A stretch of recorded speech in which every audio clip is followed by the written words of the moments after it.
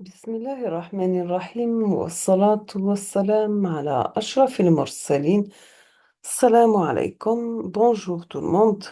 Aujourd'hui, on va voir ensemble TD numéro 4 et 5 pour le produit de convolution, module théorie de signal pour licence 2, Université Mohamed Boudiaf Msila, faculté de technologie, département de génie électrique. L'exercice numéro 1, on vous demande de trouver la convolution de deux signaux rectangulaires identiques de durée T0 et d'amplitude unité, c'est-à-dire l'amplitude égale à 1, la période égale à 0, centrée 0. Donc, vous avez S de T, c'est le produit de convolution de rect de T0 de T par rect de T0 de T. C'est un signal rectangulaire d'amplitude égale à 1, centré 0, de période égale à T0, donc il est défini entre moins T0 sur 2 et plus T0 sur 2. Deuxièmement, on vous demande de calculer la transformée de Fourier de S de T en utilisant le théorème de la convolution. Puis calculer S de T. On passe l'exercice numéro 2. On vous demande de trouver la fonction de produit de convolution de l'impulsion rectangulaire, rect de T0 de T, et la fonction du produit de convolution de rect de T0 de T moins T0. Donc le premier signal, c'est un signal rectangulaire d'amplitude égale à 1, centré 0 et la durée égale à T0, la période. Deuxième signal, c'est le même signal rectangulaire de même amplitude égale à 1. Le centre, c'est T0 et la période égale à T0. On vous demande de comparer les deux résultats et que peut-on conclure?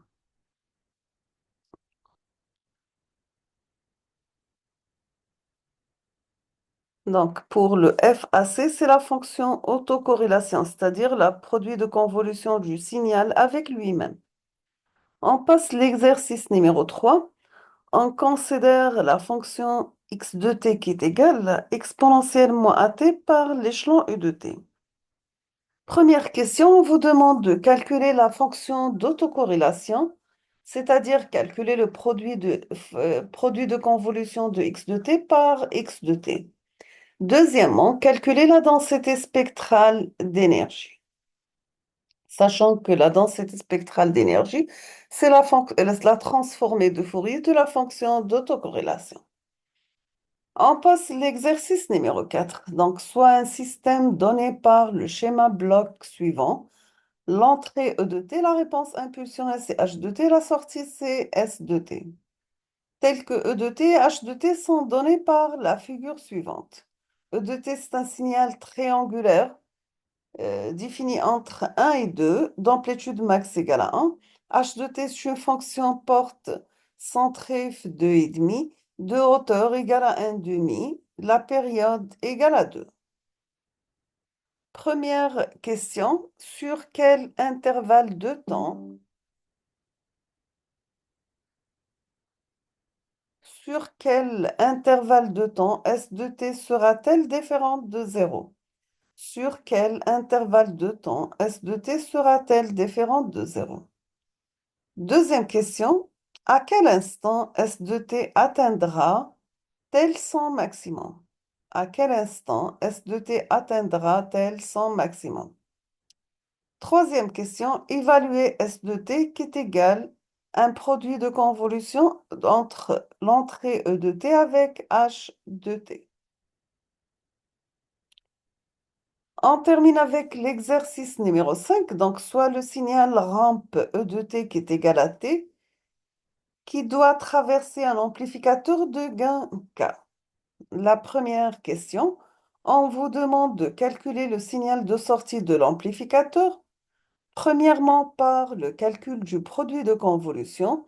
Deuxièmement, à partir de la transformée de Fourier. Deuxième question, maintenant on applique au même système un échelon d'amplitude égal à 2. Déterminez la réponse correspondante. En attendant vos essais sur la solution des 5 exercices, Je vais mettre la solution dans les prochains jours et essayer de comparer vos résultats avec la solution proposée. Je vous souhaite bonne chance, beaucoup de succès et à la prochaine vidéo, Inch'Allah. Merci beaucoup.